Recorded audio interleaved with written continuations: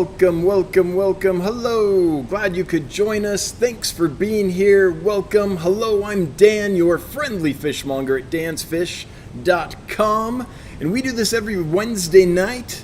It's 7 p.m. Mountain Time. That's 9 Eastern for those that are mountain challenged. Or if you're really a flatlander, Ginger Coats, 8 p.m. Central Standard Time. Thanks for being here, everybody. Got some cool stuff to talk with you about, and after I do, I'll give you the shipping report. We'll talk about our giveaway, keep you up to date on some interesting things that have happened here, and then we'll get to your questions and comments and just geek out about fish together. So glad to be here with you all. Before I go too far, though, there was a chat here that I wanted to say hello to. Danny B. Danny B says, been lurking for a couple of years, first time chatter. Hello all. Well, welcome to your first chat. Thanks for lurking. Long-time listener, first-time caller, as they used to say when radio was a thing. Anyway, glad you could be with us, Danny B. All right, let's get right to it. So our shipping report for this week is we are 98.79%, so 98.8% pretty much. Success rate for shipping since February 1st of this year. That means that the fish arrived alive and that they stayed alive. We count both things, DOAs and what we call DOLs, died on laters. A DOL is when a fish arrives and you know when you get the fish and it's alive but it's like, it doesn't look quite right, and then a few days later it passes on.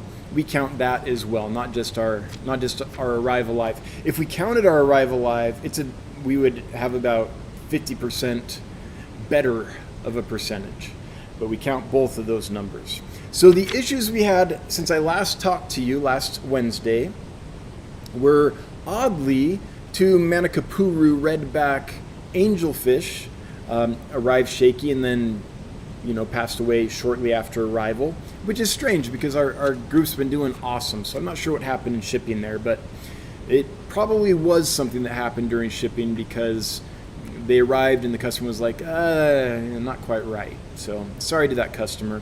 We did lose one swordtail kerosene or swordtail tetra, one of the coolest ones out there. I love that fish. So sorry to that customer. And then one that is a little bit puzzling is some Melanitania bosemani from Atinjo. There's a customer that bought 7 of them. They arrived on the 8th, and then they lost one on the 12th, and they've lost, every few days, they've lost another one. I'm not sure what's going on there. I want to apologize to that customer. I don't think that one's on our end. Of course, we'll help the customer out and resend or refund or whatever we need to do. Johnny's on it. But the reason I'm pretty confident that the fish are still good is because we ordered, I believe we got 98 of those in, and I checked the record. We keep very careful track of all the fish that we lose. We lost one right when they were imported out of 98. Of that, we've had those 97. No problems at all, rock solid for us, and no problems for anyone else that we've shipped to. So I think that either something happened in shipping that really stressed them out. They got way too hot or way too cold or something like that. Although this time of year, temperature's pretty mild. But could be that something happened during shipping that stressed them so bad that they succumbed later. Or maybe there's something going on in the customer's aquarium and we don't know what it is and they don't know what it is, but something's happening that the Atinjos don't like. But I did want to mention that happened, even though they didn't, none of them passed away until they had them for quite a while. But we like to be totally transparent. So that is what's going on as far as the shipment report. Not as good as it could be, but again, we have to look at the whole statistical data set, and of that, for the year, 98.79% of the fish that we have sent out this year have arrived alive and thrived for our customers, according to our customer reports. So that's what's going on with the shipment report. If you had a problem that you reported that I failed to mention, feel free to call me out here in the chat. But as far as I know, that's where we're at. Now let's move to something fun. Shipping reports can be a bit of a downer. Let's start every stream talking about dead fish, right? What a plan for success, I guess. But we want to be transparent. We want you guys to know what's going on that we're doing what we claim to do, basically. We make big claims and we want you to know that they're actually happening. But let's get to the giveaway. This is a really cool little fish. So we all know the Harlequin Rasboras or pork chop Rasboras. This is another flavor of those. And they're also called the glow light Rasbora because of the bright, glowing, orangish yellow right above the pork chop that they have. I think this is a good picture here. This shows it really accurately. You have the black and you have that glowing copper color on top of it. This one, I'm like, yeah, maybe there was a little saturation added to that. This is good too, though. That nice glowing copper, and it really does glow, kind of like any type of glow light fish. So the giveaway today is for a group of these. I believe we can send you probably 6 in the box. They are a little nanofish. They're not going to get much over, I don't know, maybe around an inch. I'd have to look at the exact size, but call it an inch, give or take a bit. They're very peaceful, just like a Harlequin or pork chop Rasbora. Great fish to be a dither for an Episto or a wild type betta or something like that. Corridoras, something that needs some friends to feel comfortable. They've been great for us. They've been rock solid. I think they'll thrive for you. So if you would like to be entered to win a group of, I think 6 of these is what we can send in the box, then enter hashtag copper. Hashtag COPPER. No spaces, caps don't matter. And you will be entered to win that giveaway later on tonight at some point. Sometimes we wait till the end. Sometimes we do it fairly early on to reward folks that don't just come at the end hoping to win. We're on to you. We're on to you last minute enterers. So, yeah, looks like folks have it. Hashtag copper looks good to me. Alexander Engelhart, thank you so much for the generous super chat. I have been Engelhearted and I love it. Thank you so much. By the way, I should say thank you for my wife. She loves it when money falls out of the computer screen. Always appreciated, never required, but your continued support is absolutely appreciated. Thank you. Thank you so much. Okay, story time. Are you all sitting comfortably? Good. Then I'll begin. So we went, I found, maybe I should have written the second draft before I started this story. Getting off to a clunky start here. So it's been a challenge finding a supplier from the Democratic Republic of the Congo. There's a lot of really neat fish there. For decades there was civil war and strife, and it was just basically an armed zone, a conflict zone that we couldn't get into. So lots of fish that used to be in the hobby no longer were, because there was not access to them and they weren't being bred in aquariums. So for a long time we couldn't get a lot of fish. That's why the Congo spotted puffer was so expensive for so long. It's still pricey. It's still hard to get, but the Congo recently, the last several years, has opened up kind of gradually. I had a supplier there, but then COVID came and that supplier disappeared. They completely disappeared out of the trades. So couldn't get any fish. Recently, I've become aware of another supplier, another couple suppliers, and I tried one. So this Monday, we got a bunch of fish from the Congo, brought them in. They're getting settled. It's going to take quite a while for these to be ready to go. They're going to need a lot of TLC, unfortunately. But we were able to get them in. And the reason I did this deal is because this supplier was willing to wait till after I'd received the fish to take payment.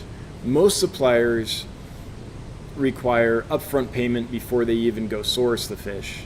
And you might be sitting there for a month or two, the money's out of your account, and you're just crossing your fingers hoping that you're not helping, like, the depossessed prince of Nigeria or something. it's a little bit sketchy place to do business. So it was very reassuring when the supplier was like, you don't have to pay anything until you receive the fish. I was like, okay, then this guy's not going to steal my money. We can do this. So we did that, and I went yesterday. I sent instructions to my bank to wire this gentleman his money because we'd received the fish, and it was very generous and accommodating of him to not require payment until I got the fish. So I wanted to get him his money right away. And then the bank called today, and they're like, we can't send the fish because this country is under sanction. I was like, what? I hadn't even thought of that. Like, didn't even cross my mind. Like, yeah, we can't wire any money to that country. It's been sanctioned. It's like North Korea or something. And I was like, oh, great. So emailed the gentleman and was like, I am so sorry, but here's the email I just got from my bank. I can't send you the money. How do we do this? Luckily, though, Random Arms knows a lot about banking. He's had a career in that area. And so he was like, nah, this doesn't smell right. So he did some digging in, found some information, sent it to my bank, and the bank looked into it, and they're like, oh, you're right. There's individuals in that country that are sanctioned, and there's organizations in that country that are sanctioned, but the country at large is not sanctioned, so we can wire the money. So it looks like I'll be able to actually send this gentleman who's been patiently waiting his payment tomorrow. But that was quite a shock to be like, something just not even on my radar to think about. Am I importing fish from a country that's been sanctioned?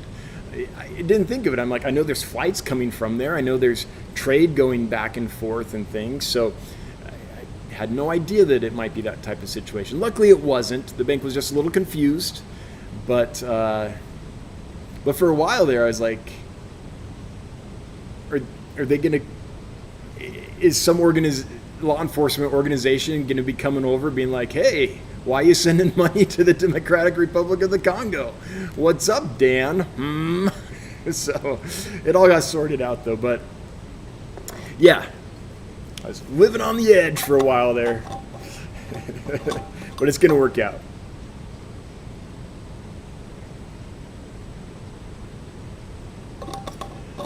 Another thing that's happening is we've been waiting on CITES permits for a long time to bring in some L46 zebra plecos.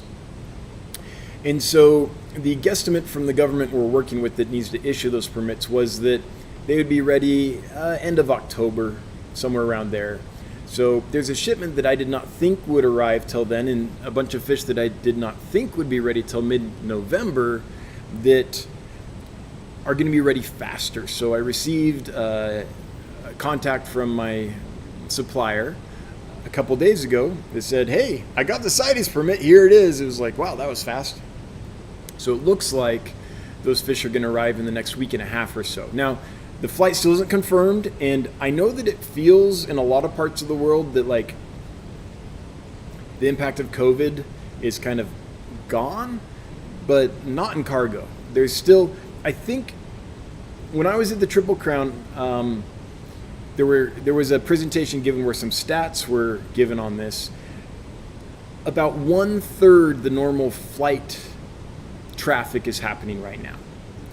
Cargo goes on flights. It goes with passengers. That's how it happens. You're flying somewhere, there's a bunch of cargo under you in the cargo hold, along with the luggage and stuff.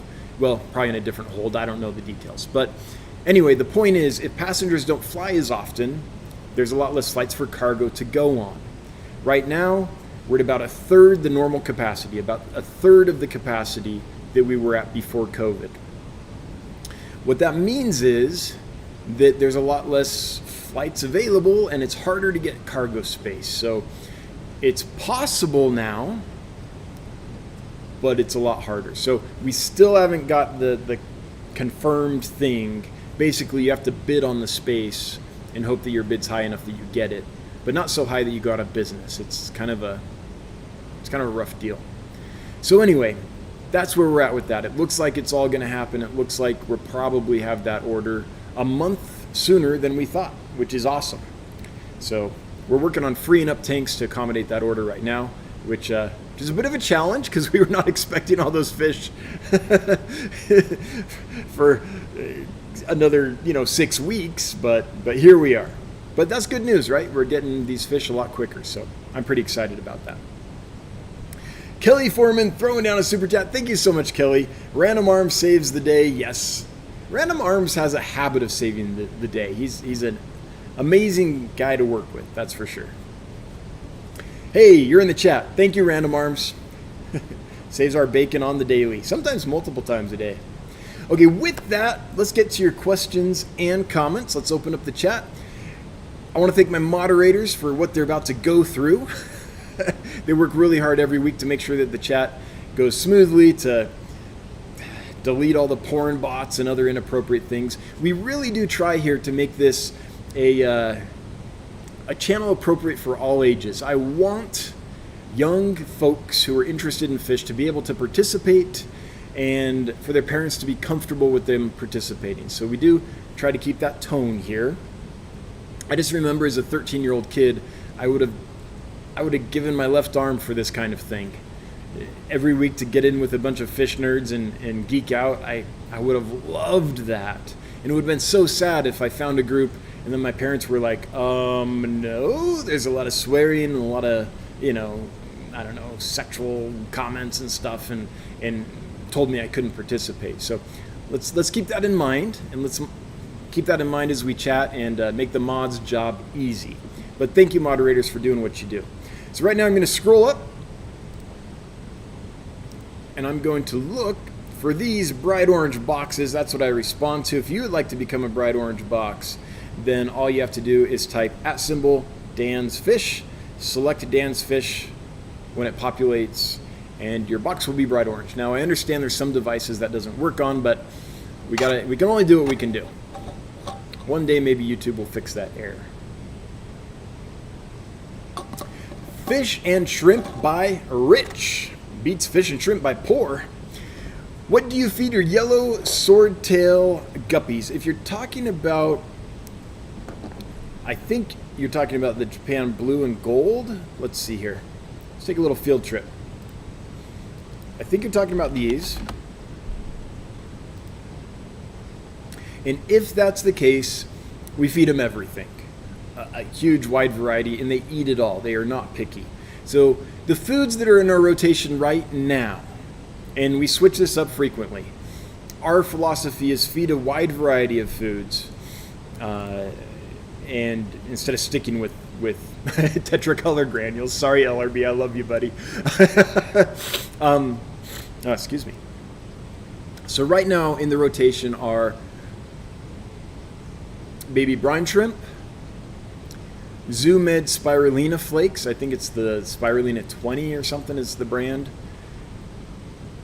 Extreme Bottom Scratcher, Extreme Krill Flakes, Extreme Nano Pellets, Hikari Massivore Delight, and I'm sure I'm missing a couple others. So we just try to give a wide variety. Some of those are protein heavy, some of those have a lot of veggie matter in the diet, and we just rotate through. So this is a fish that, in my experience, will pretty much eat whatever you feed it. All Things Fish, thanks for the chance at Dan's Fish. I hope all is well. It is. It's going awesome, and good to hear from you, Michael. Hope you're doing good. Hashtag 3 times equals world peace. Hashtag breeding is pleasure. Hashtag no more professor. Hashtag Golazo. That's how you know All Things Fish has been around for a while. Knows all the old OG hashtags. Orange cones. Was that story time beginning from hackers? Yes.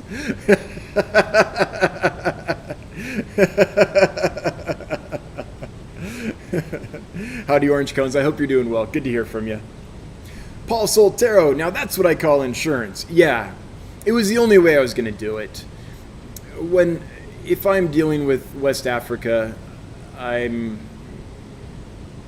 know from long experience that sometimes that part of the world is difficult to deal with. As far as you send money, you might not ever see the fish. So first time with a new supplier, I'm not going to risk it. I mean, I would do an escrow account or something like that. That's, because that protects them as well.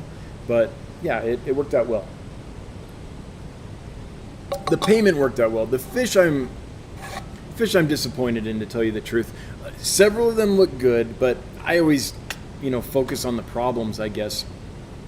There's several that look like they were collected quite a while ago and just have not eaten. They're all head. It's going to take me a month to get a lot of them up and healthy and ready to sell. So we'll give them the TLC and we'll get them there before we ever list them. But and these fish are not cheap, by the way. So you spend that much and you kind of expect the person sending them to you to take a little pride in what they're doing. So it's a little disappointing. But again, not all of them are like that. Paul Soltero, covert funds transfer specialists. Yeah, there are stories though. Like I know of people that used to deal with fish from South America and were approached by very large drug cartels saying, hey, we want you to ship these with your fish. There's all kinds of shady stuff that can happen in any business.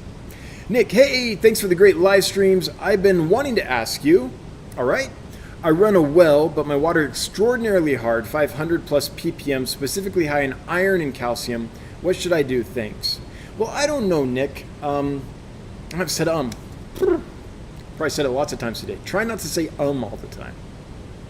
I was editing a video today. I'm trying to get another video out this week, and I was like realizing how often I say It kind of annoyed me. Most of I've been keeping fish for about 30 years, and only once have I ever lived in a place with soft water. Other than that, I've lived in places with really hard water, a lot of calcium carbonate, some high iron. In LA, just high yuck, all kinds of weird stuff in that water. And it was never a problem. I don't think that calcium is a problem. And if we're talking 500 ppm, if you're talking TDS, that's hard for me to respond to because I don't know how much of the 500 ppm is iron versus calcium versus all the other stuff that's in your water. So basically what that is measuring is any solid that's in the water. It could be any mineral, it could be sediment, could be lots of things, particulates, anything that is a solid that is in your water. So it doesn't tell me a whole lot, but high calcium I don't think is a problem, except for it's gonna be kind of annoying. It might, create a big bathtub ring around your tank at the water line that you'll have to kind of constantly scrub. But as far as fish health goes, not knowing exactly what that breakdown is of the 500 ppm, my water here is super hard. It's 300 ppm calcium carbonate, not to mention the other stuff. And the fish love it. Now, iron, I've never looked into much. I've never had really high iron. And when you say high iron, I don't know how high. Is it staining everything red? I don't know if high iron is a problem. I know iron is actually probably good for the fish. I don't know at what point it could become a problem, so I can't help you there. But calcium carbonate can be really high. Fish don't mind minerals in the water. It's a lot easier to take a fish from soft water and put it into hard water and have it be okay, because that doesn't create osmotic stress on the fish, versus take a fish from hard water, put it in soft water. That can be a big problem pretty quick. So I think you're actually in okay shape, but I don't know the actual breakdown. All I know is you have 500 plus ppm, and I'm imagining that's TDS. So that's the best thoughts I have on that. Sorry I couldn't be more help.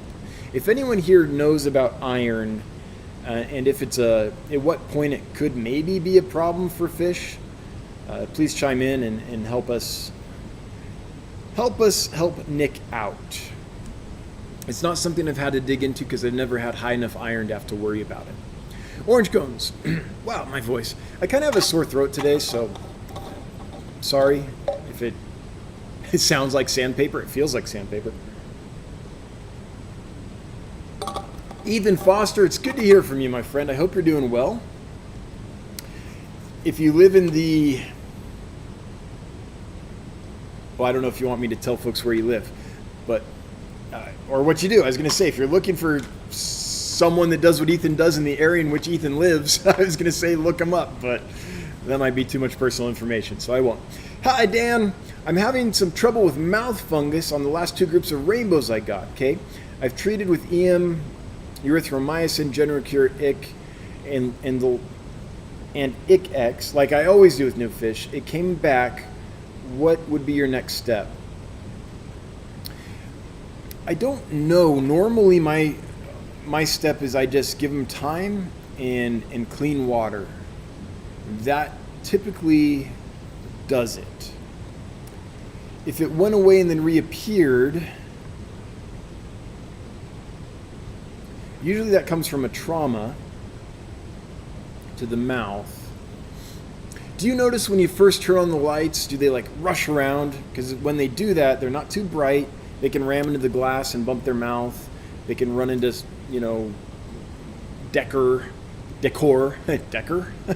decor, and damage themselves. Is there anything startling them so they dart around and maybe damage themselves? If there is, I would remove that stressor and then just make sure they have nice clean water and give them time.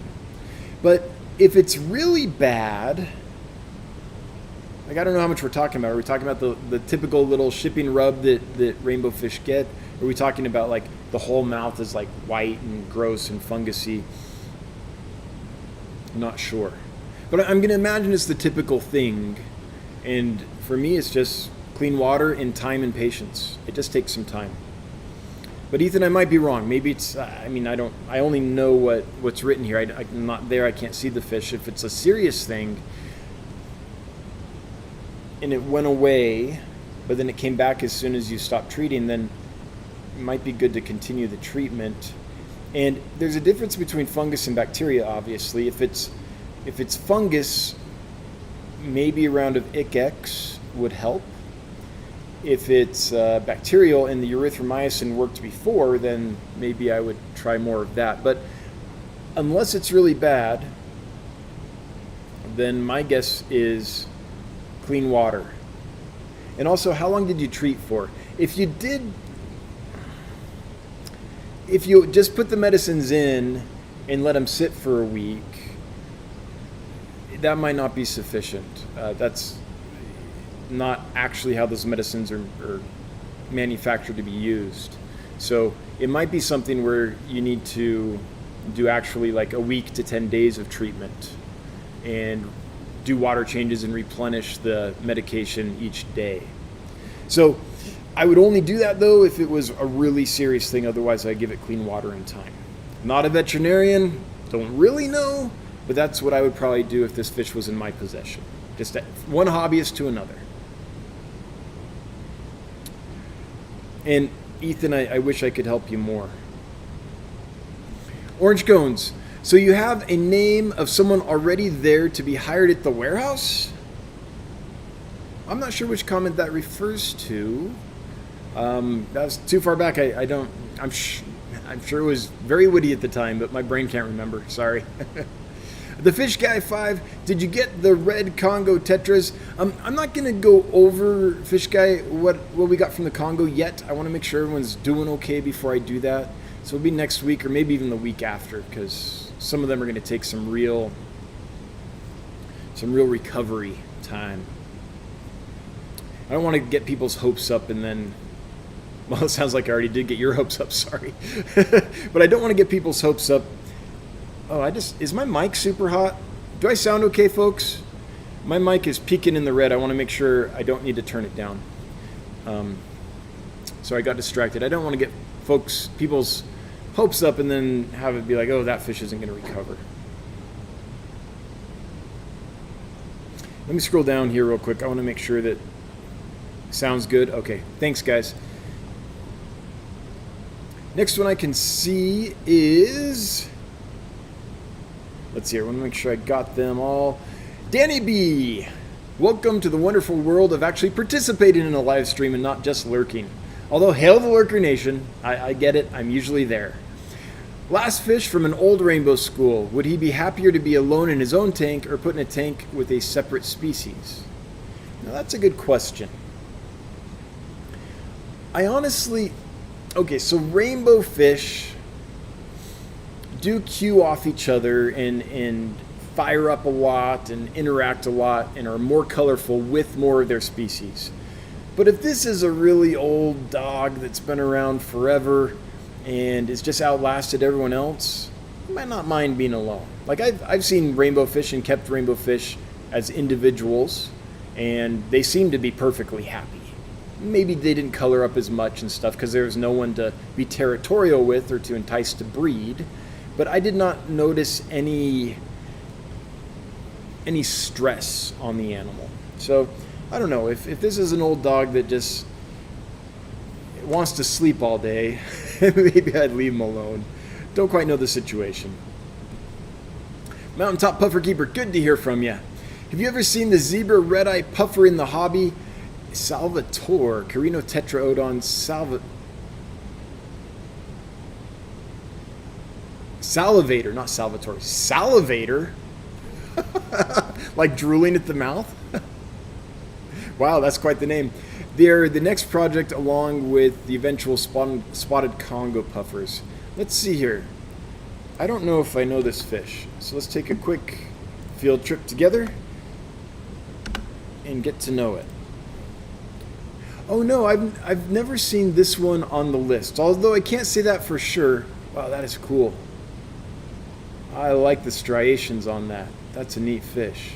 I can't say that for sure because so often when puffers are listed, the correct name is not on the list. So maybe there's some out there that are just listed wrong. But I've never seen that one in person, no.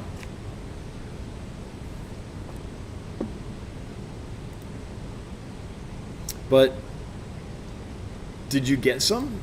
If so, I hope you breed them.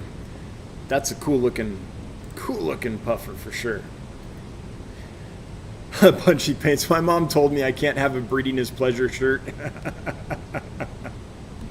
Ginger Coats, will you be getting any more chocolate gouramis anytime soon?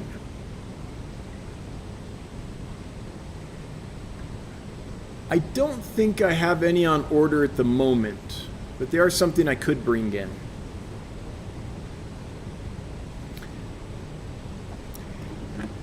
Del Cantrell, if I make a purchase now, could you box it live? No. It's not like if you ordered now, I wouldn't box it now. It takes us a few days actually to get the fish in condition to ship. It's at least, well, we have to get them all healthy and stuff, but once they're ready to sell, it's at least a 2-day process to get them properly prepared for shipping and packed up and stuff. So it's not something I can just, I think people have this impression, I don't know if you do, like I'm just going off the comment here, just riffing, but people seem to have the impression that if they order a fish, you just go grab it, throw it in a box and ship it, and you can, but the odds of it getting there in good shape are not good if you do it that way. So it's a whole process. That being said, Del, there are tons of videos and tons of footage of us preparing fish for shipping fish, just working around, vlog type stuff. And there's another one coming out this week where I think there's a little footage of that happening. Spoiled Sushi.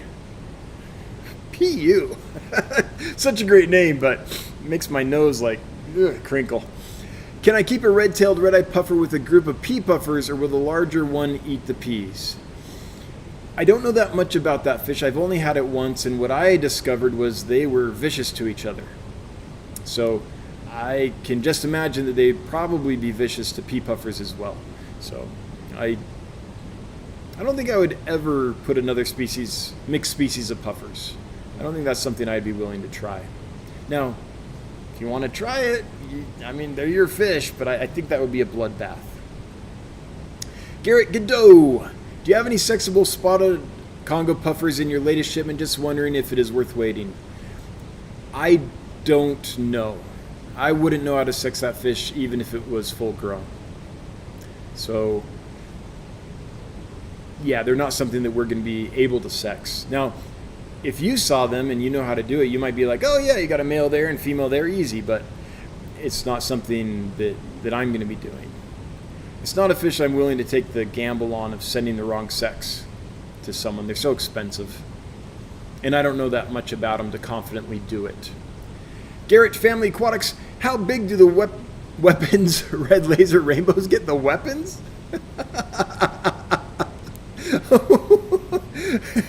And what are their care requirements? Thinking about ordering a group from you.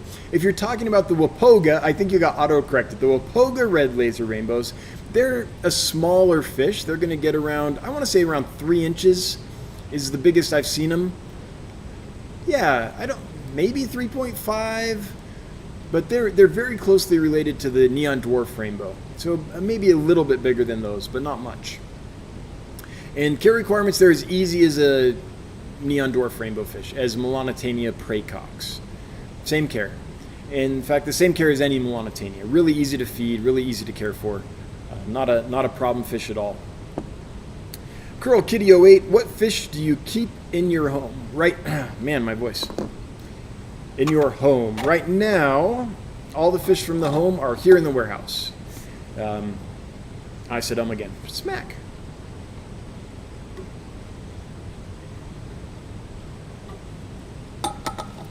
I work such long days here that the fish get better care when they're here than they do at my house. I still have a 125 and a 100 gallon at the house. There's plants in those, and there's some shrimp in those, just kind of keeping things maintained, keeping algae down and such, but nothing much at home right now.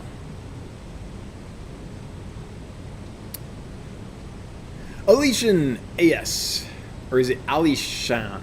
I can go with Alician. Bring in Fantastique or the Super Red Brichardi Tetras. I'll let you know next week or the week after what's going on with that order. All things fish. Since moving to the new building, do you still use the same quarantine and medication routine as you did in the basement? Could be a lot more work at such a large scale. We don't mind the work. We don't do anything easy. Our entire mission is what's best for the fish, and we just do that. So there's a lot of work that we do that it's a lot of work.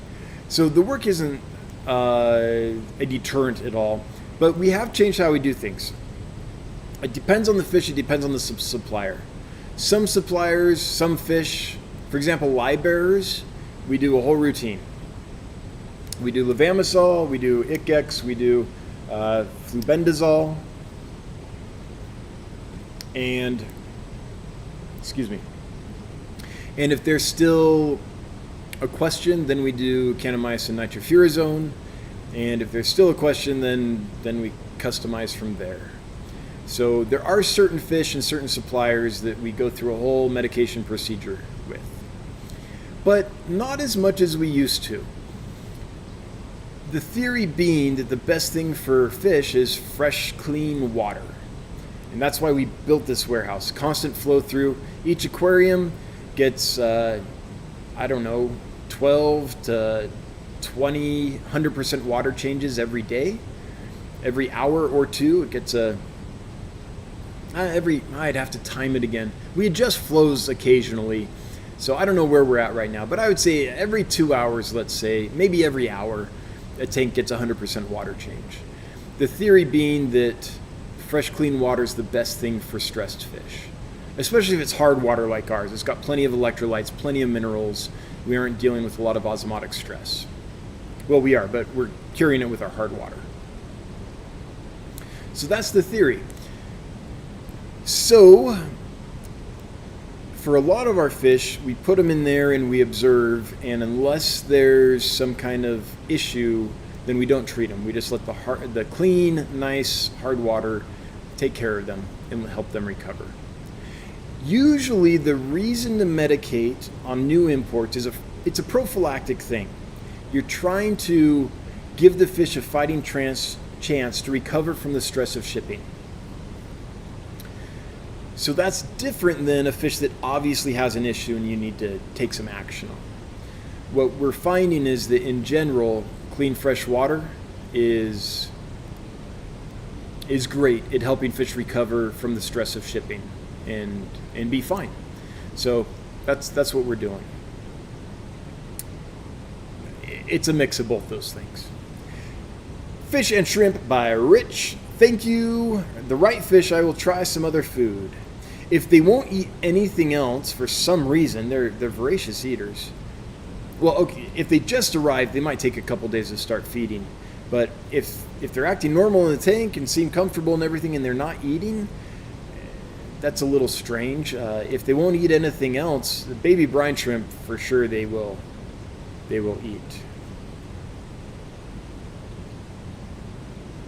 Alter Ego Aquatics. Oh, looks like Johnny let the cat out of the bag. We got Fantastique and a few red variants. Yes, we did. I just want to get him healthy before I get people's hopes up.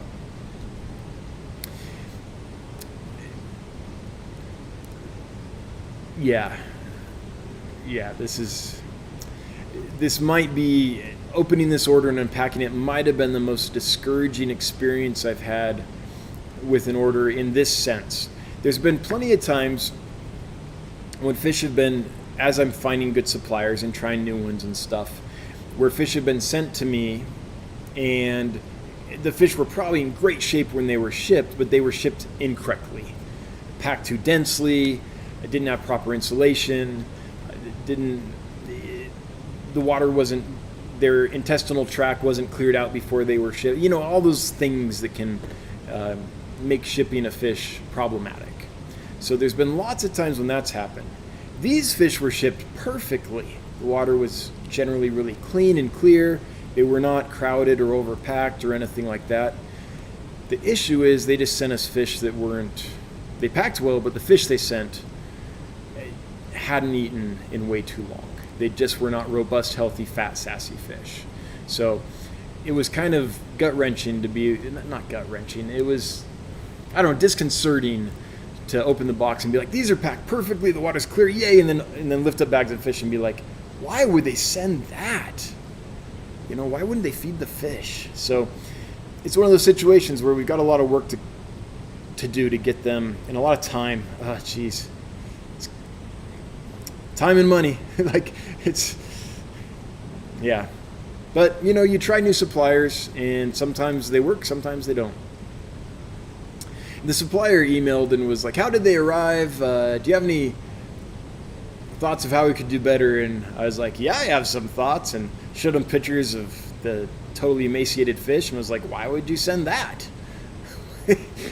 That's my main thought. And, you know, kind of went off on them a bit.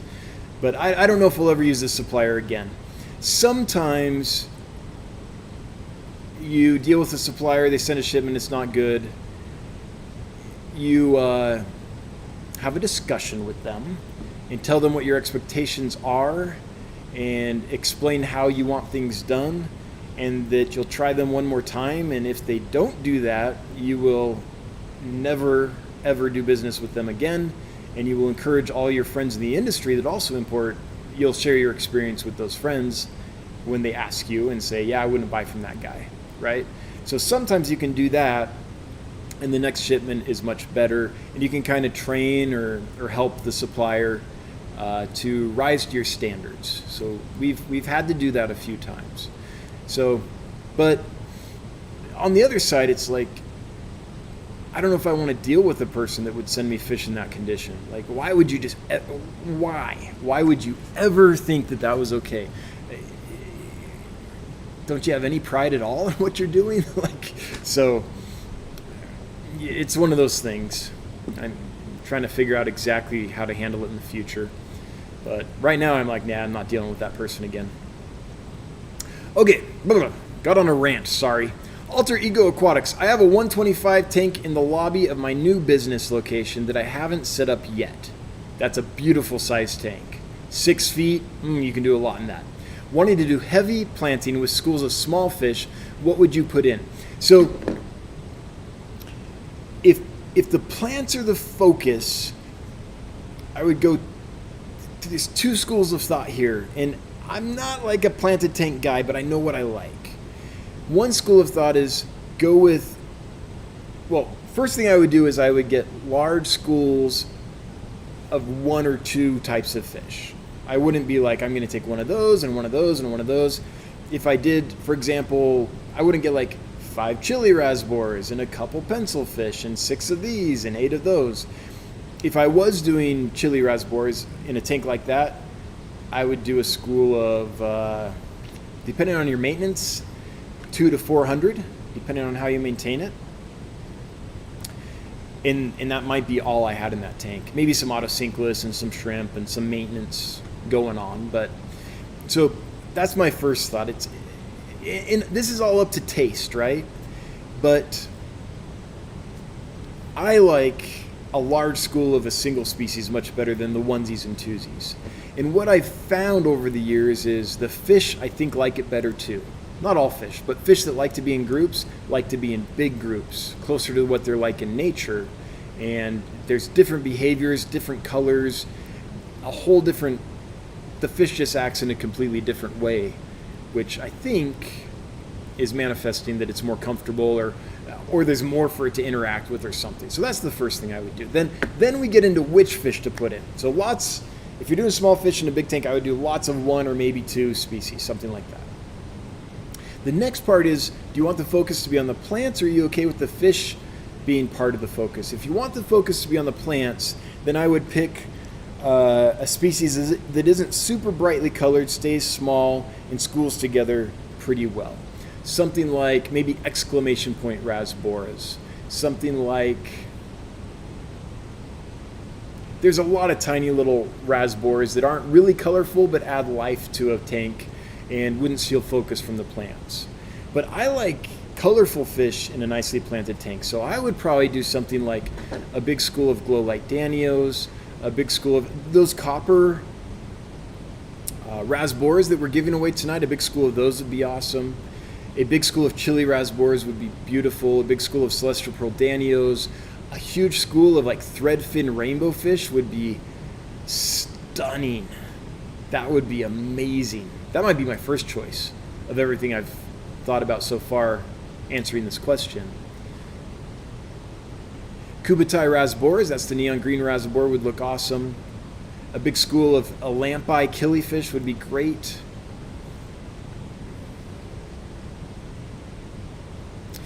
So if I had to choose right now with only having a couple minutes to think about it, I think what I would do is a big school of pygmy hatchetfish on top, a school of threadfin rainbow fish in the middle, and then a big school of probably a miniature corridor on the bottom, pygmaeus or histatus or hebrosis, something like that. That's probably what I would do, and I'd probably throw some shrimp in there as well. And for algae, I'd probably do some autosinkless, something in that vein. Sounds like an exciting aquarium, though. Paul Soltero, how are those rads settling in? The rads are rad. The rads are doing awesome. I mean, I got them from Marcel, who is an amazing breeder, probably the foremost authority in the United States on Radinocentris. He literally went to Australia and collected the parents of the fish we have. So the fish that we have are F1s from fish that Marcel collected, and here they are. The Tiwa Creek. This is the father of the fish that we have for sale. And this is a wild fish that Marcel got in Australia, around Brisbane, Australia, in Tiwa Creek. And the babies are doing fantastic. They're 0.75 inches to an inch, so they're not really big yet. But at that size, they ship really well, and they're really fat. They've been doing fantastic. The fish from Marcel do great. Kelly Foreman throwing down 5 gifted memberships. Kelly, thank you so much for your continued support. That's amazing. That's awesome. And congrats to the lucky folks who won. I'm sure they've already been given away and I missed it, but congrats if you're a new member, a la Kelly Foreman. Ethan Foster, throw down another super chat. Ethan, thank you so much. One day soon, my friend, still under a non-compete. You could be right there. They're still in a quarantine tank. I think I'll move them to a permanent breeding tank and continue with water changes every other day. Appreciate you as always. Appreciate you too. And yeah, if they're still in a quarantine tank, maybe getting them more settled in a permanent tank which is generally a more comfortable place to live, would be fine for helping the mouth stuff go away. That would be my move if they're looking like what I think they're looking like. Something else we got is for the bowheads. We also got Centaniensis, and these I'm sure are the real ones. You can count the dorsal rays, has the correct number of dorsal rays. The second dorsal is compact, just like it should be. The face is long and pointy. The color is right, and the broodstock came from Johannes Graf, who literally wrote the comparison between Chilotherina centeniensis and Chilotherina fasciata from Lake Centani, and has been to Lake Centani to collect that fish. Unfortunately, when he went, the habitat was already destroyed. So here's how the Centani rainbow fish came to be, the Centaniensis. So in the Lake Centani itself, there's a bunch of Chilotherina fasciata. That's going to bug me. Fasciata or fasciatas? Chilotherina. Hang on. Fasciata. Jeez, I don't know why I couldn't remember that. In the lake proper, you have fasciata. It appears from I was able to discuss this in depth with Johannes Graf when he was at the Triple Crown in Louisville. And he and Gary Lang and all the other folks that they're aware of that have gone to collect Centaniensis have not found that fish in the lake proper. Where they found it is in a little creek up above the lake, and there's a waterfall. So the fasciatas can't get to the Centaniensis. If they did, there would be hybridization. That species never would have differentiated. But they've been separated from fasciatas by a waterfall in this one little creek system. They were isolated, they differentiated, they became Centaniensis. However, there's a bunch of illegal gold mining that has taken root right at that site, right upstream from that habitat. And when Johannes went there, he told me it was just toxic. It was just, nothing could live there. It was like yellow sludge, the water. So they're gone. And actually, I need to make sure I have this story right. I can't remember at this time if Johannes said he went personally. I think he did. Or if he had a friend that went because he couldn't go, because if you go to illegal mining sites, you could get shot. I think what happened was he had a friend that knew the folks and went with the friend. But either way, he saw it personally, or it was reported when his friend went up for him that habitat was just shot. And I just don't want to spread misinformation, whether he was the one or his friend was the one. But anyway, they're gone from the wild. They're, unfortunately. And that's usually the case with extinct fish in the wild in freshwater environments. It's usually the habitat's destroyed is what does it. It's very rarely that it's the aquarium trade that's at fault. In fact, there was a sign I saw, a picture of a sign at a zoo that was talking about Melanitania bosemani. It was talking about how it's endangered in the wild, and the sign said that the reason was because it had been so over-collected for the aquarium trade. Ugh. I wanted to find who wrote that sign and be like, okay, give me your information. Where did you get that from? Because I'm here to tell you, Melanitania bosemani is not collected for the aquarium trade from the wild in any kind of regular way, in any kind of large numbers. I have all those lists, and no one is collecting large numbers of that fish from the wild. A couple times a year, a supplier or two might get a few fish from the wild, a few boesmanis from the wild, and offer them for sale. A couple times a year, a few fish. But the millions of fish in the trade are all bred on fish farms. They are not being collected from the wild in any kind of number. Like, you could probably fit the number that are collected from the wild like in the back of your car. It's not at all the reason. It just, as a guy that makes a living doing this and tries to do it responsibly, and I don't know everything. There was a question asked about pea puffers last week that I still haven't been able to dig into. Had to take a road trip to pick up an import and all that. There was a lot to do. But I plan to get to that. But as a guy that does this for a living and strives to do it responsibly, it really bothers me when a zoo, for crying out loud, just disperses misinformation, because that's a story that you can tell and people will like latch onto it, right? It's really easy to feel righteous when you're like, yeah, this fish is endangered, and when you buy them from stores, make sure you ask if it's wild caught or whatever, because the aquarium trade is decimating the populations. No, it's not. No, it is not. Anyway, really bothers me.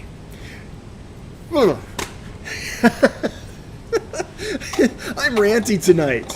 Maybe it's my sore throat. I'm feeling a little ornery.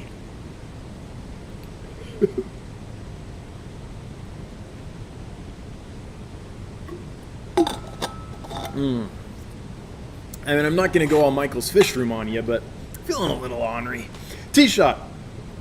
After several months of conditioning and failed spawning attempts, eggs being eaten by my orange flash apistos and Hongsloi apistos, they produced some babies. Super pumped. Breeding is pleasure. Yes, it is. Congratulations. That's the best. When you've been trying for a long time and finally it happens and you're successful, like vale la pena, right? It's worth all the pain, all the work and everything. Congratulations. That's amazing. Well, Punchy Paints, now you have to get a Breeding is Pleasure shirt. T-shot, bred as apistos. Mr. Guy, why? Why not? Do you know anything on mixing tadpole shrimp and clam shrimp with fish? No, I know nothing about either of those species. I've been thinking of keeping them, but don't have space and not sure if they'll do well with my shrimp or rice fish. Yeah, Mr. Y Guy, or Mr. Guy Y.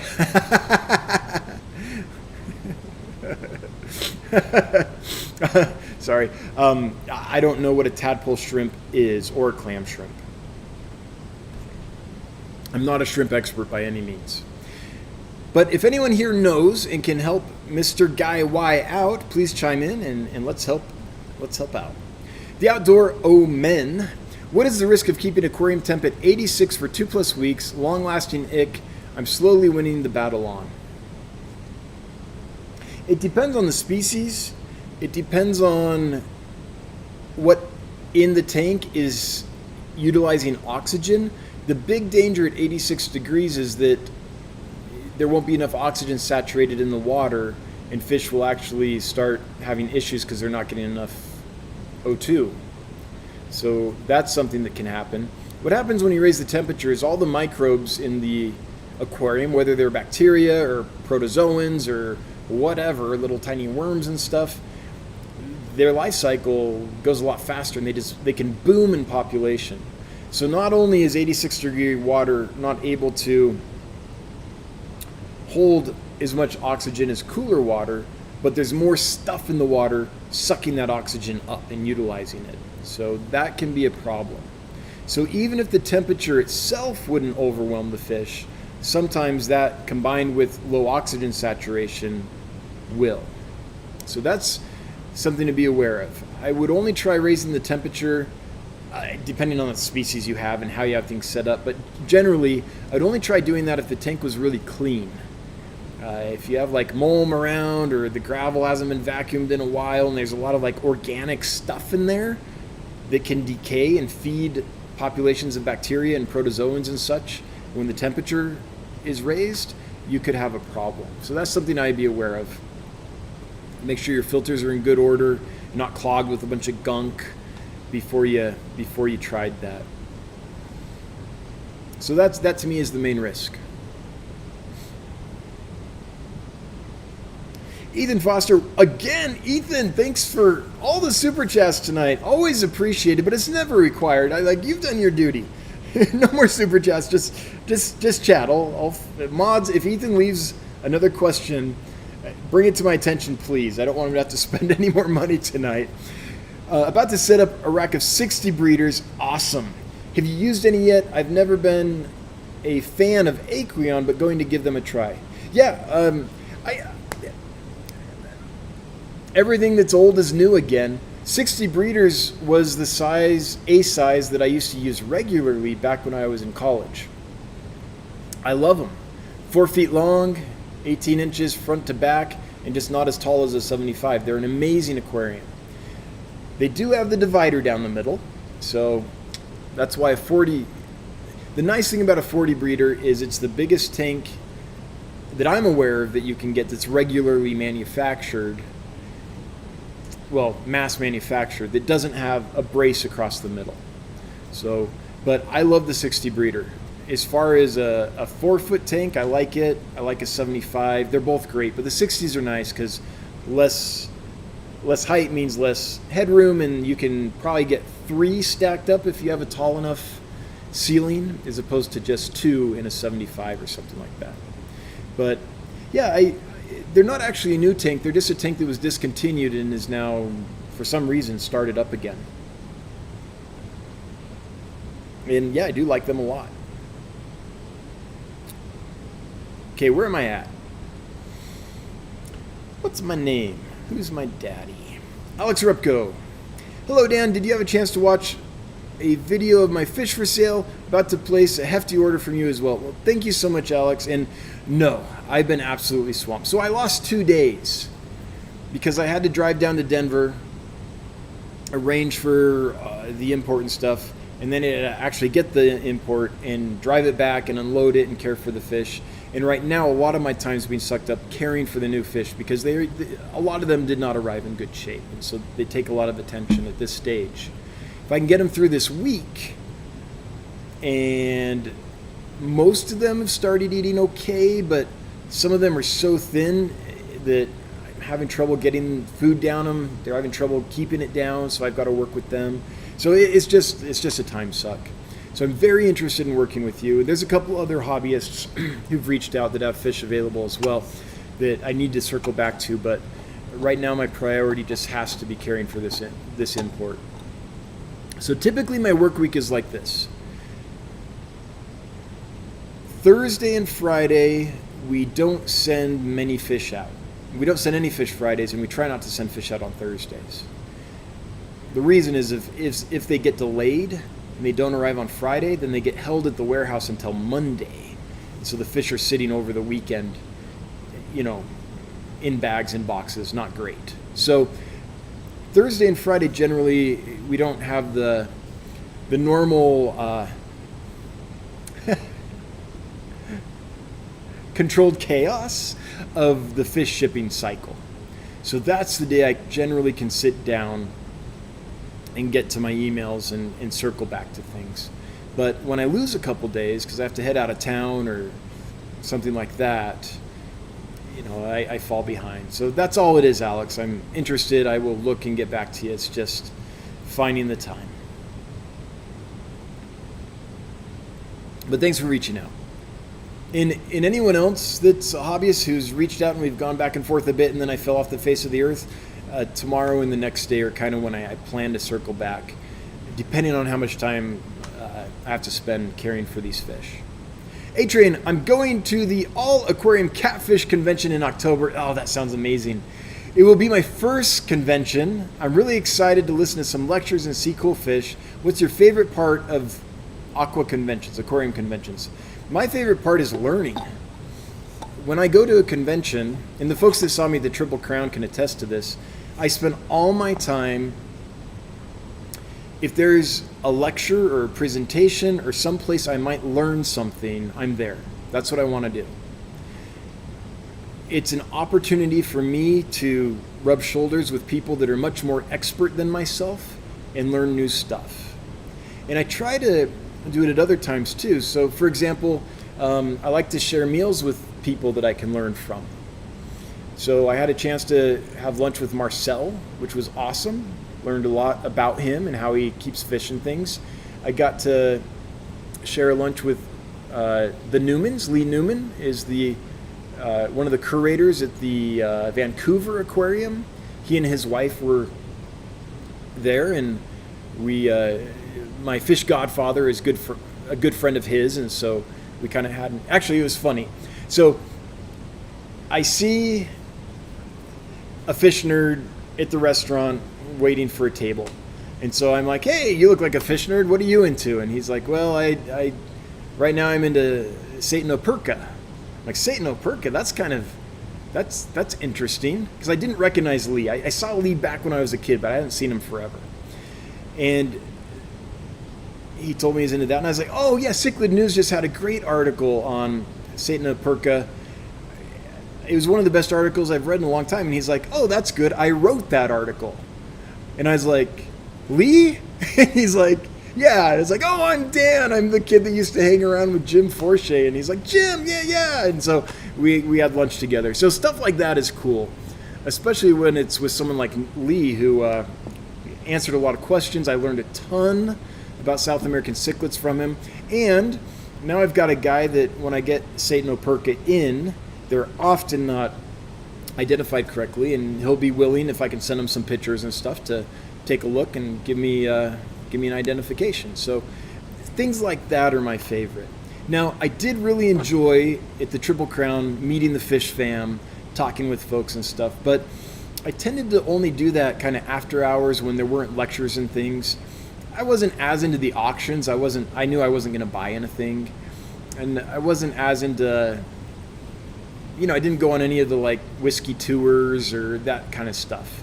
I just did the presentations, and when I wasn't there, I was, getting to know the fish fam folks. So, well, the other thing I like doing is while I'm there, I also am looking for hobbyists that are breeding fish. I'm looking for new sources I can get fish from.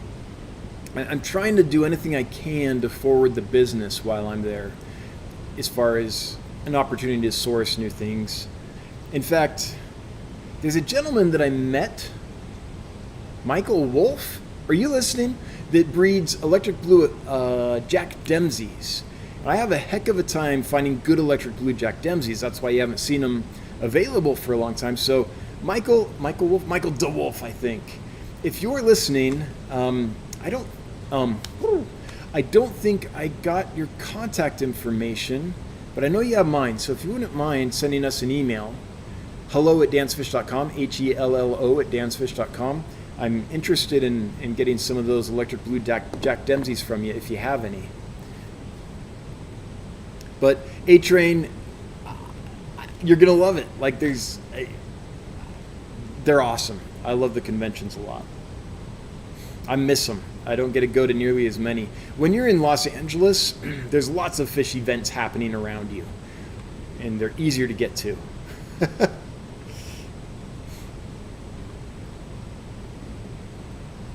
All right, hang on. Brian is the next one I can see because chat jumped. In fact, I totally missed Danny B's super chat. Thank you, Danny B. Always appreciated, never required, but money is appreciated. And Killer Kitty, not Curl Kitty, Killer Kitty, punching me in the face with a fox cat, throwing down $5. Thank you so much for your super chat. Much appreciated. Brian Lanowick says, curious, with auto water changes every couple of hours in the new system, what happens regarding massive storms? Does that impact the H2O quality in the moment, and how is it managed? It's so far, and we've been through some big rainstorms and stuff, so far the only impact seems to be fine sediment gets washed into the stream, and it's so fine it gets through some of the filters, and the tanks look a little cloudy until after the storm, when the stream clears again. But our water is so hard that basically there's a couple things. There's a big limestone canyon that the water comes down, gets a lot of hardness, and then there's a couple big limestone aquifers that come in close to us, as far as I understand, talking with the folks at the state engineer's office and all that. So the water is so hard that even when we get a lot of rain, the change doesn't seem to be sudden enough to impact the fish. We haven't noticed yet any issues from that. But if we did, then we're in Wyoming too. It's very dry here. We get some rain sometimes, but it's not like most places where you get so much rain that it alters things that much. We're in the dry West. We're in a John Wayne movie. But if we ever did see that, then during a heavy rainstorm, we just slow down the flow from the creek or something like that. Or if it got real bad, just turn off the flow for a day until the rain stopped. Something like those are all options. But so far, haven't seen that. Hasty 10, slow down, Hasty. It's all right. Do you expect to bring in more Irubesco puffers? The 4 I have are all males. I don't think I'll bring that fish in again. And the reason is they were so mean to each other. I can't keep them in groups in tanks. And it doesn't make sense to keep like 1 or 2 or 3 in a tank. And right now I'm not going to be putting up like little divider systems and stuff like that. So for the moment, I don't have any plans to bring more in. They didn't seem to be a good candidate based on their kind of vicious behavior. JTI Aquatics, do you still think your mini Ranger Plecos are indeed mini Ranger Plecos? You guys rock. I don't know. Ours are...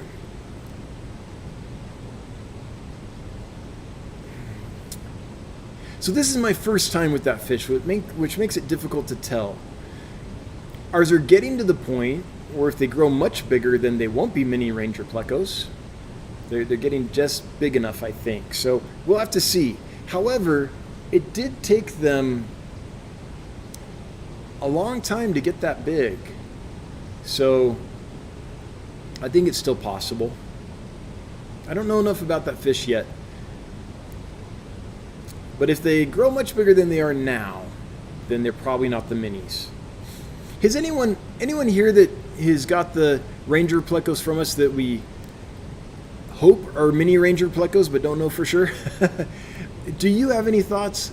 Has anyone got any that have grown big enough that it's obviously not mini? Until that happens, I'm not sure how else to be sure. Danny B, your sale prices are excellent. How about spread them out a bit? Instead of $10 off one species, $3 off the main ones you want, and $2 off other species. Will bite. No, we don't really do sales, Danny B. I don't like creating FOMO. The only reason that we have fish on sale right now is because we've decided not to keep any fish here that can survive in cooler temperatures. We don't want to risk the possibility of a fish getting loose in our local waterway and becoming an invasive species. And we have all kinds of precautions so that probably can't happen, but it's still a nightmare that keeps me up at night. So I just decided I want to sleep, so we're not going to do it. So when we made that decision, we already had all these rice fish. And so we decided, all right, let's just clear them out. So that's why we're clearing them out. But we don't really do sales. This is the first sale we've had probably in a couple years. And the reason is I don't like, with animals, what I feel like should happen is someone should see an animal they like, or read about an animal they like, or somehow find out about an animal and be like, I think I would like that. Then do a bunch of research, figure out what this animal needs, then take the time to set up the appropriate habitat, get everything ready, and then get the animal. That's what I think a responsible approach is. What I think happens with sales is you put an animal on sale and people are looking, they're like, oh, that's cool. Oh, and it's on sale. I better get it now. So ready or not, there's some pressure to buy the animal, even if they haven't researched it, even if they don't know for sure what it needs, even if they don't know for sure, even if they don't have a habitat set up for it. And I've been guilty of that a time or two over my career as a fish keeper. And when I've done that, sometimes it hasn't worked out at all, and I've killed animals because I was irresponsible. So I just don't want to create an impetus for anyone to do that. I don't want to create FOMO, fear of missing out. So we don't do sales. What we try to do is there's a specific markup that we have to do in order to stay in business. We collect all this data, we have financial models, we know what we have to do in order to stay in business. So how we do this is literally, we buy the fish, we get them through quarantine and stuff, and then we mark them up, whatever that amount is, and that decides the price. It's very pragmatic.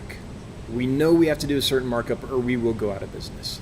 And our markup is probably, I don't know if it's higher, but I think it might be higher than some folks. I think often our fish are probably the more expensive ones.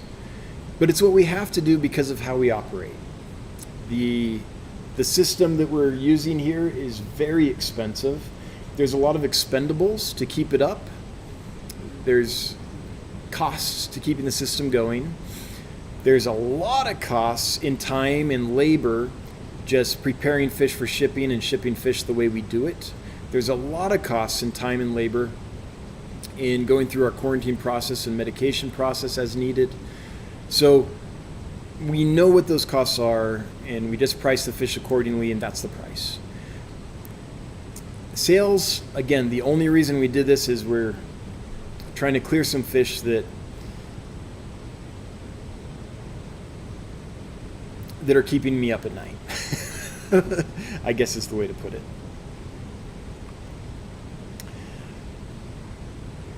And I understand that, there's marketing and there's a business to run and money has to be made or the business goes out of business and then our mission is not completed. And I understand sales help a lot of businesses. I know a lot of businesses that the way they get sales is they give a ton of 15% discounts or all kinds of buy now and get a discount. Like, that's how they get sales. What we're trying to do is be the tortoise, not the hare. What we're trying to do is help people be responsible fish keepers, get them fish that will live, and when they see the difference, they'll be willing to pay more because of the experience and the end result. So that's our entire business model. So we don't do sales for that reason. Unless there's a real need, like, we should clear these out. Okay, it's 8:17. I think we're about ready to do the giveaway. There's 287 folks here. Now that I said that, let's wait for it. Will it drop? It usually does. Let's see. Usually does it like instantly. No, it's still 287. Not bad. Thanks for sticking around. 288. It went up this time. 289. Hell, it has frozen over.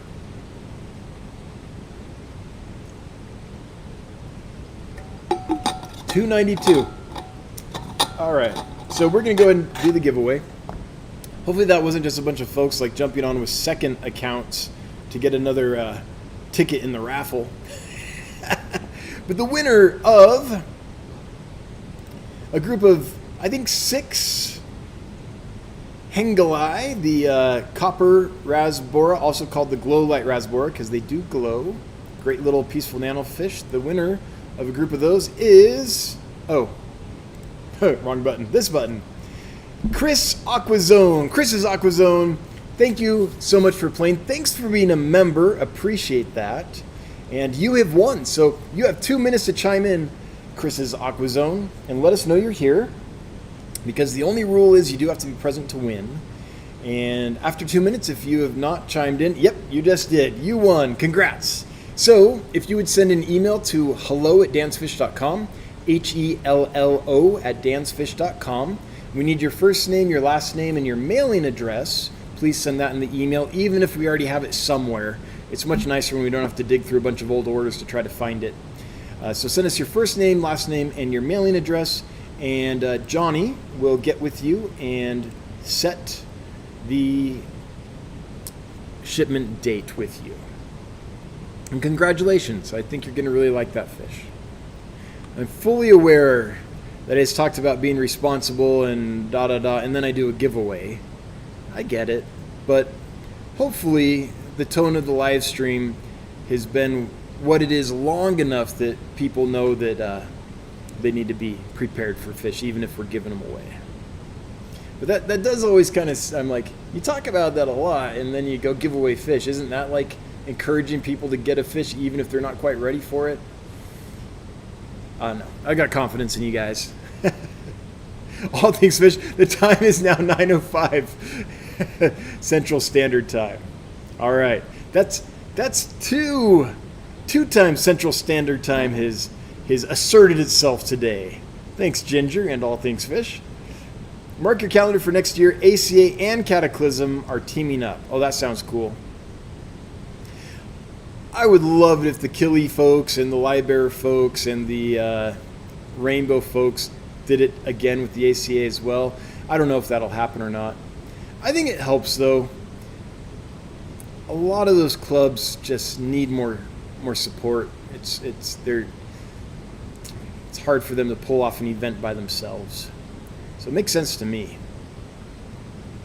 But people get a little territorial about things sometimes. You never know what's going to happen. Okay, scrolling up because we've got 9 more minutes of this. We're going to take advantage of all 9. And we dropped to 261 folks. 257. Yeah, once the drying's over. I get it. Easy come, easy go. New Mexico Aquatics. Hello, little Bobby. Are you familiar with Pardalis chapalichthys? Okay, I'm guessing that's going to be a goodayid.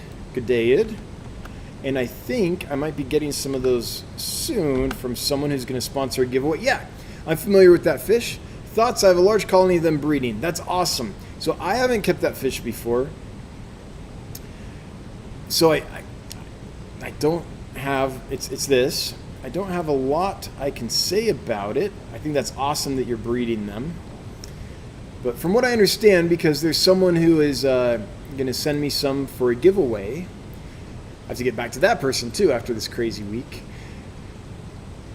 One of the things we talked about is like, well, I run my system at like 79 degrees. Are they going to be okay? And then I looked at their natural history. I went to the Goodayid Working Group's webpage, and it looks like in their natural range, the water can be in the mid to upper 70s. So 79 degrees should be okay. So I determined it's probably okay to bring them in and use them for a giveaway. But that's all I know about them, because I was looking into them recently because there's a very generous member of the community who has some that they would like to donate. Paul Soltero, those electric blue Jack Dempseys have a genetic issue that's tied to the blue color. Yes. So if you breed 2 blue Jack Dempseys together, it's a lethal gene. What you have to do is breed the blue with a normal that's heterozygous for blue, and then you will get viable blue electric blue Jack Dempseys. And that's why they're always going to be a slightly expensive fish, because they're not like normal fish where you put 2 together and you get a spawn and you can sell the whole spawn as the parents. You put these together, you only get a small portion of them that turn out to be blue, because you're mating heterozygous together. Is it 2 heterozygous fish you have to breed together? No, I think you can do 2 heterozygous, 2 hets, or 1 het with a double allele blue, I believe. All things fish. Who remembers the sale of Megano cichlids? Yep, that might have been the last one. Yeah, I did have a sale on Megano cichlids when I ordered, was it 100? I can't remember how many I ordered. A big group of electric blue, was it Rams or electric blue Acara? One of those. And what I ended up with was a whole bunch of Megano. Yeah, I did everything I could to sell those. I love Megano, don't get me wrong, but they weren't the fish for me. But they're beautiful fish. Chonsworth, any recommendations for a loach or something that likes to spend time in between and under rocks? Wondering if there was something fun for the bottom of a tank with South American cichlids. Well, coolie loaches love being under rocks and hiding, but you probably never see them. And they're probably small enough. I don't know what species of South American cichlid you're talking about. If we're talking about some of the apistos, maybe they would be okay once the coolies are full grown, if they're like one of the more giant species. I think sumo loaches like to do that, but again, they're kind of long and slender. I mean, pretty much all the loaches do that, botillas and such. So maybe something as simple as a yo-yo loach. Although they get real comfortable and they'll be out, but they will go under rocks and stuff sometimes. Okay, I'm trying to think of a sizable loach, because I don't know what size fish these are. It likes to hide.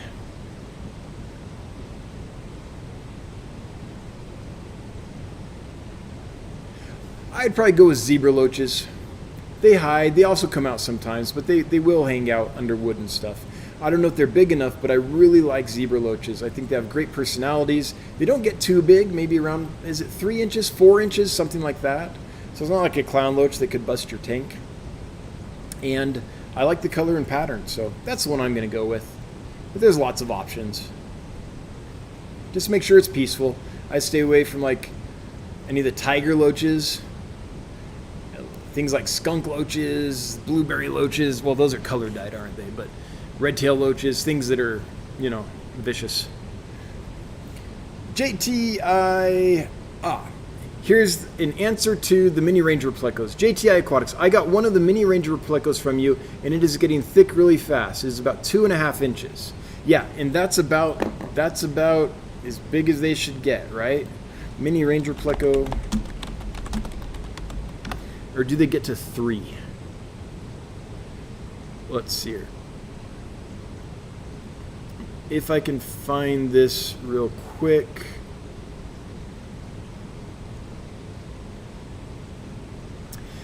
This website says 1.5 inches. This one says 2 inches. This one says 1.5 inches. Like, who knows for sure? Ranger Pleco size. Okay, let's try Ranger Pleco, mini Ranger Pleco Planet Catfish. And if we can find it.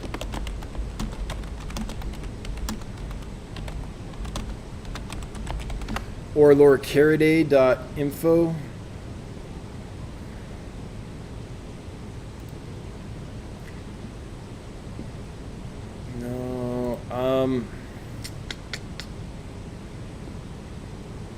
Yeah, one more thing here and then we'll move on.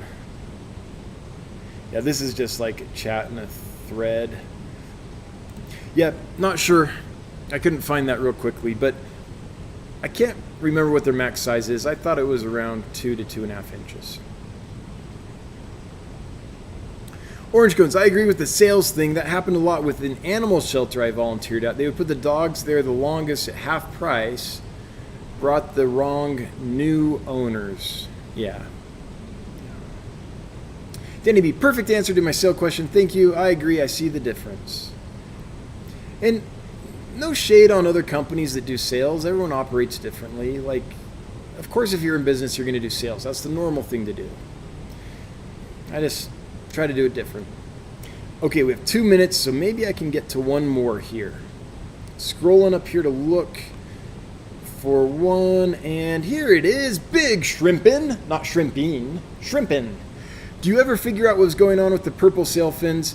No, I haven't done the experiments because I haven't had time. Again, I lost a couple days having to go pick up and care for this import.